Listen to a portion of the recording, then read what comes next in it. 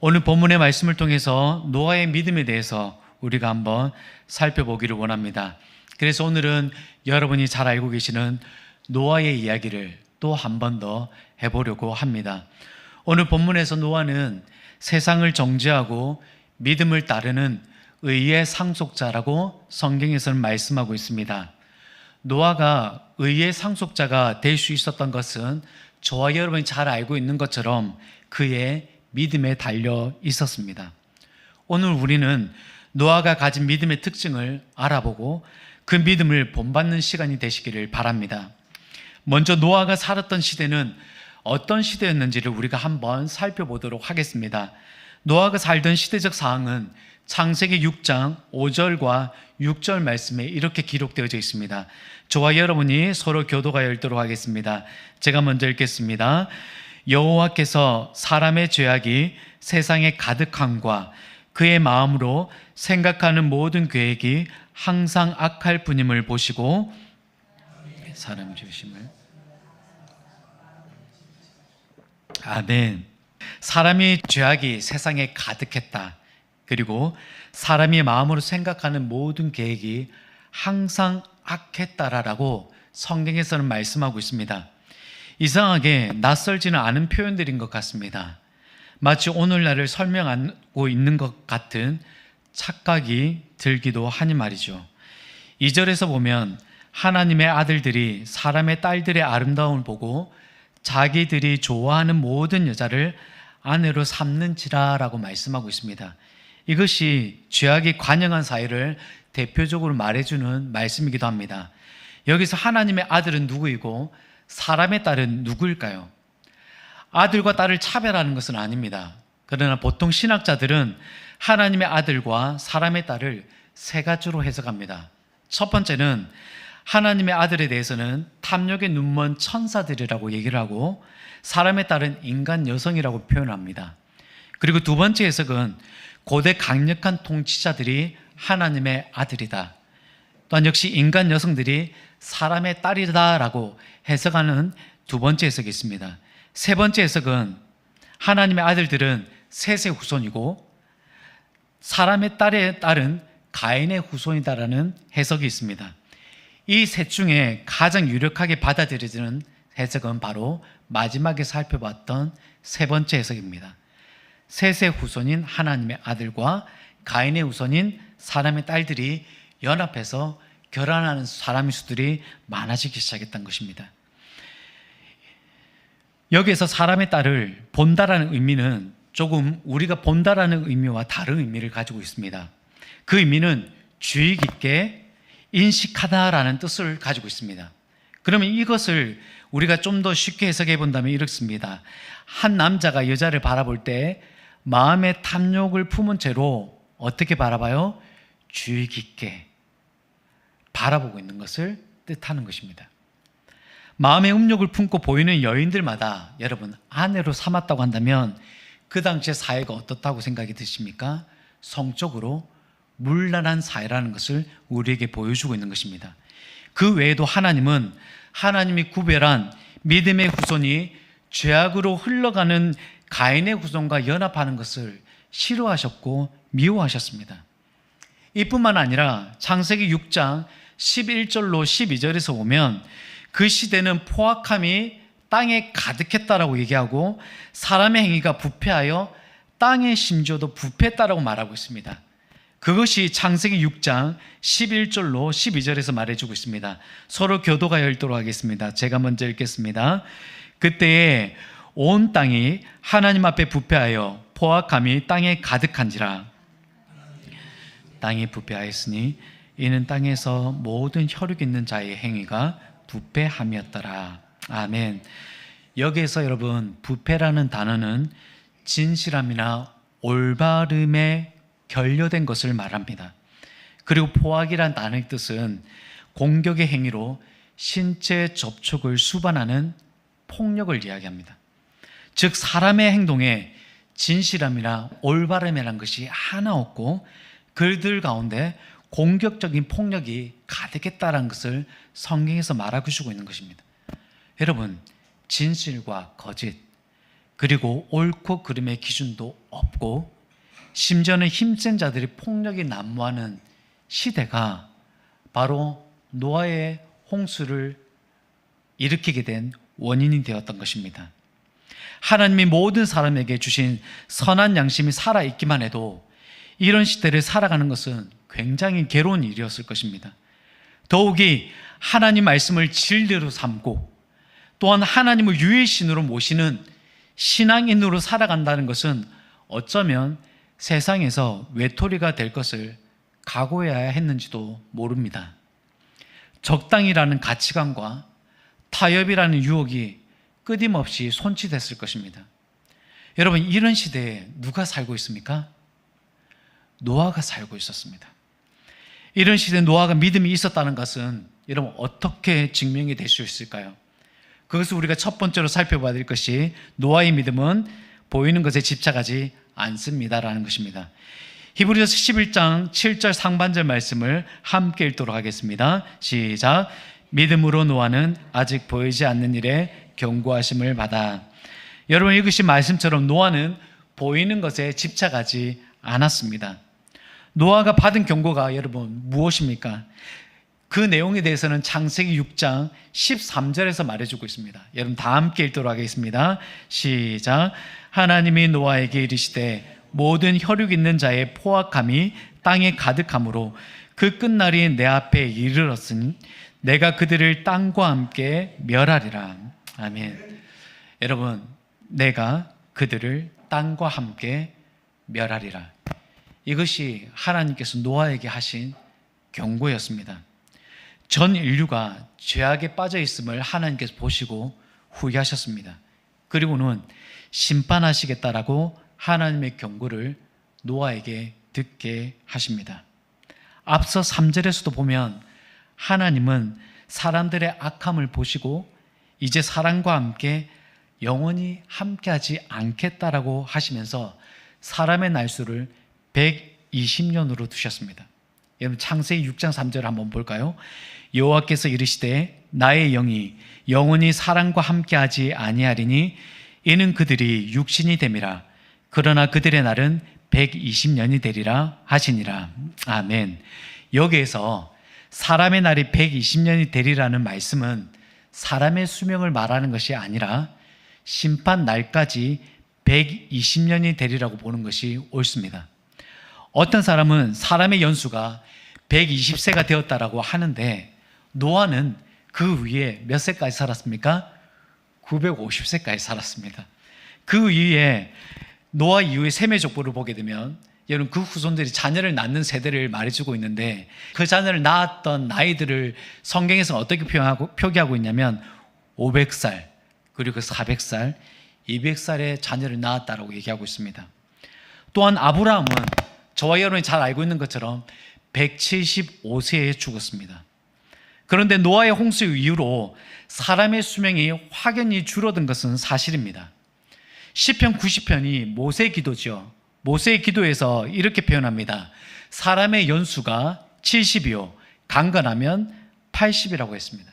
그렇다면 아까 전에 했던 말씀의 120년은 그렇죠 여러분, 사람의 연수가 아니라 하나님의 심판날을 얘기하시는 겁니다.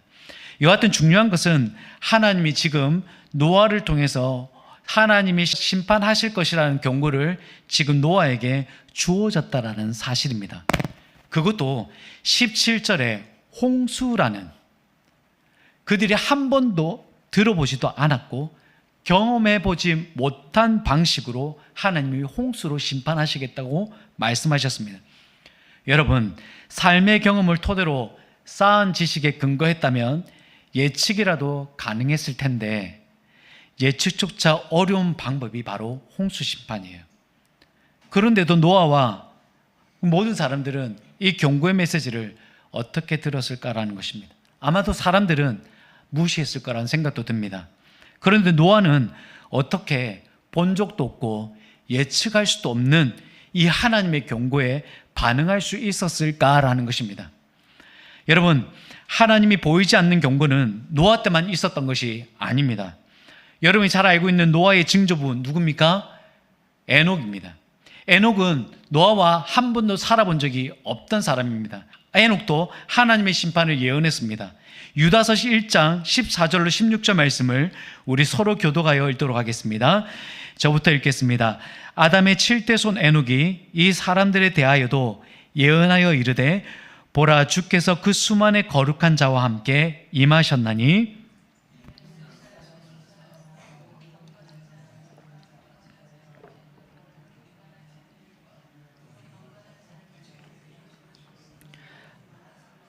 말미암아 그들을 정죄하려 하심이라 하였느니라. 함께 읽겠습니다. 이 사람들은 원망하는 자며 불만을 토하는 자며 그 정욕대로 행하는 자라. 그 입으로 자랑하는 말을 하며 이익을 위하여 아첨하느니라. 아멘. 당시의 시대도 얼마나 타락했는지 여러분 보이시죠?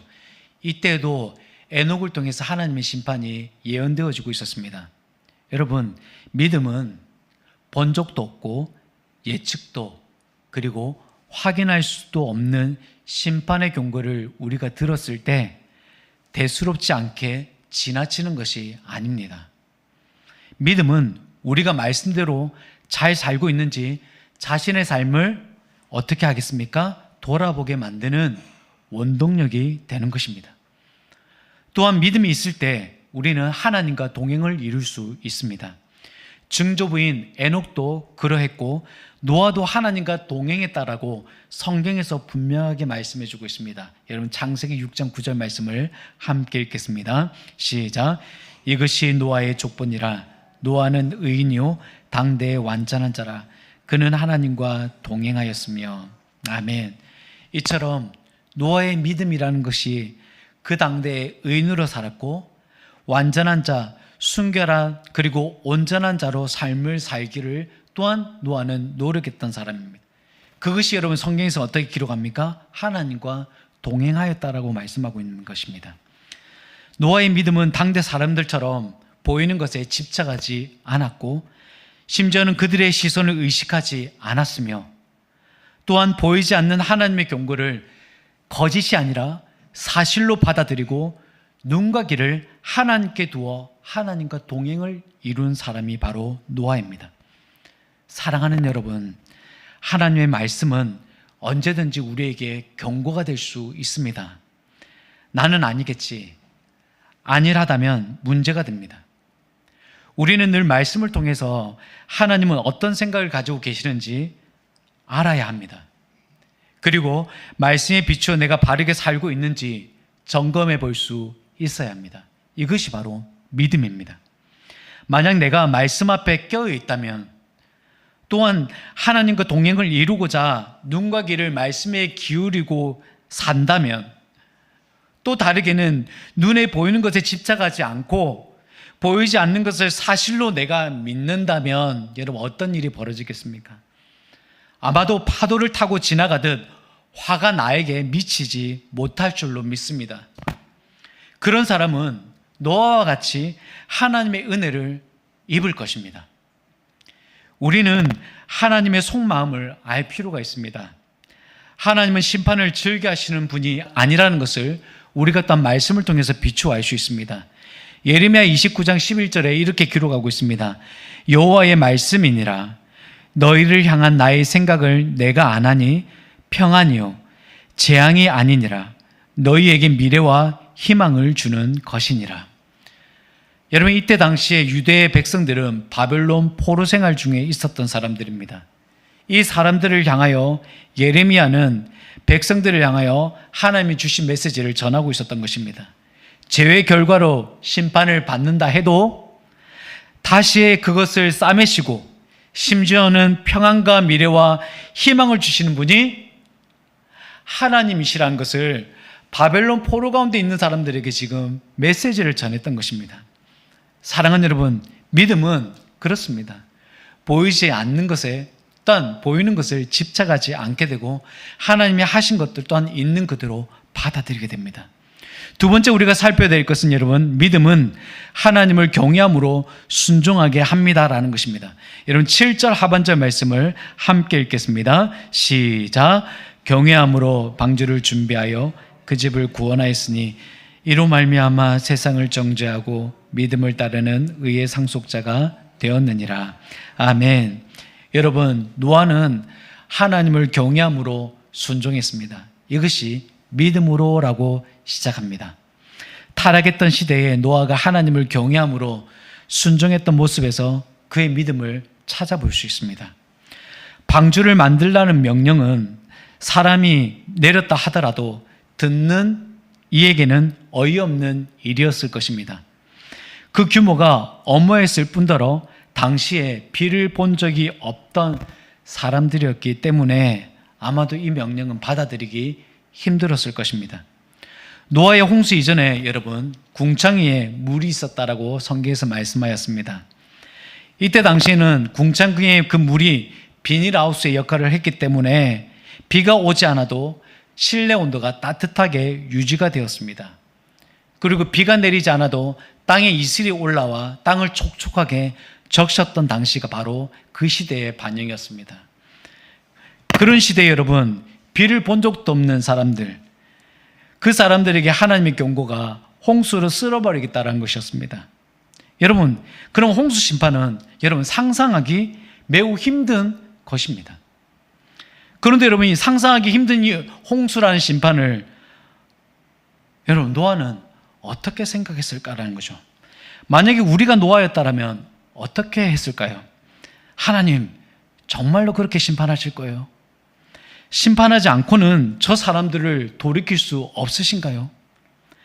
저에게 그렇게 큰 방주라뇨. 너무 무거우신 명령입니다. 혹시 가능하다면 누구라도 이해할 수 있는 다른 방법으로 심판해 주시면 안 되겠습니까? 라고 묻지 않았겠습니까? 그래도 그나마 그렇게 해야 사람들에게 설득력이 될 수 있으니까요. 그런데 설득할 수 없는 말들로 하나님은 노아에게 경고를 하였습니다. 그런데도 하나님의 심판과 구원 방식에 대해서 여러분, 참 놀랍게도 노아가 하나님께 묻는 장면이 한 장면도 나오지 않습니다. 다만 노아가 하나님의 그 심판 경고에 대해서 어떻게 반응했는지를 성경에서 딱 한 구절로 정확하게 이렇게 표기합니다. 경외함으로 방주를 준비하여. 우리가 하나님의 말씀에 순종하는 믿음이 있다라는 것은 우리 마음에 하나님을 경외하는 마음이 있다라는 것입니다. 하나님을 경외하는 사람은 여러분, 이것저것 따지지 않고 순종하게 되어 있습니다. 그런데 여기서 우리가 한번 살펴봐야 될 것은 그런 경외라는 것이 어떤 뜻을 가지고 있느냐라는 거겠죠. 제가 하나 준비해 봤는데 경외라는 단어는 히브리어로 야레라는 단어입니다. 이 단어는 단순히 두려워하다라는 뜻도 있지만 이 단어를 넘어서 깊은 존경과 숭배, 그리고 하나님 앞에서의 겸손한 태도를 포함하는 다중적인 의미를 지니고 있는 단어가 바로 경외입니다. 여러분, 우리는 두려워하는 대상에게 함부로 하지 않습니다. 따지거나 내 생각을 강요하거나 또한 다른 제안을 요구하거나 하는 것은 두려워하는 대상에게 할 수 있는 것이 아닙니다. 노아는 경외함으로 말씀에 순종을 하였습니다. 노아는 그것을 통해서 자기 자신이 하나님을 두려워하면서 깊이 숭배하며 하나님 앞에 겸손한 태도를 보여줬다는 것이 말씀을 통해서 우리에게 증거하고 있습니다. 우리 또한 하나님의 말씀 앞에 노아와 같이 하나님을 경외하며 순종하는 태도를 지녀야 할 것입니다. 한 번도 보지 못했던 물의 심판을 노아는 믿음으로 바라보았습니다. 오늘 말씀에도 믿음으로 노아는 보이지 않는 일에 경고하심을 받아 하나님을 경외함으로 방주를 준비하였다라고 말씀하고 있습니다. 여러분, 믿음이 없다면 하나님의 말씀을 들어도 노아 당시대의 사람들처럼 안일하게 반응하게 될 것입니다. 그리고 웃어 넘길 것입니다. 또는 자신의 가진 재물과 권력과 힘을 과시하여 하나님을 두려워하지 않는 삶을 이어나갈 것입니다. 여러분, 믿음은 하나님을 경외함으로 하나님의 말씀에 순종하는 것입니다. 하나님을 믿지 못한다면 말씀에도 우리가 순종할 수 없습니다. 하나님을 믿기에 그 말씀에도 순종할 수 있게 되는 것입니다. 이 세상에서 가장 무서운 사람이 누구이겠습니까, 여러분? 하나님을 두려워할 줄 모르는 사람이 이 세상에서 가장 무서운 사람일 거예요. 하나님을 경외하며 그 말씀에 순종하시는 저와 여러분이 되시기를 축복합니다. 말씀을 맺기를 원합니다. 노아의 믿음은 이런 보이는 것에 집착하지 않고 보이지 않는 것을 믿는 믿음을 가지고 있었습니다. 하나님의 경고의 말씀을 나의 경험과 지식의 범주 안에서 이해하려 하거나 이성적 판단으로 걸러내는 것이 아니라 이해되지 않아도 그것을 그대로 믿고 반응하는 삶을 사는 것입니다. 그리고 하나님이 주신 말씀에 나의 삶을 비추어 가며 하나님과 동행을 이루는 것이 바로 믿음입니다. 또한 노아의 믿음은 하나님의 말씀을 경외함으로 순종하는 믿음이었습니다. 하나님께서 함부로 할 수 없는 두려움을 바탕으로 하나님을 온전히 섬기고 심지어 하나님의 말씀에 군더더기 없이 순종할 수 있었던 것은 그에게 믿음이 있었기 때문에 가능했었습니다. 이러한 노아의 믿음을 우리가 본받기를 원합니다. 하나님의 심판이 임할 때에도 하나님께 은혜를 입고 하나님이 주시는 평안과 미래와 소망을 소유하시는 저와 여러분이 되시기를 주님의 이름으로 축원합니다.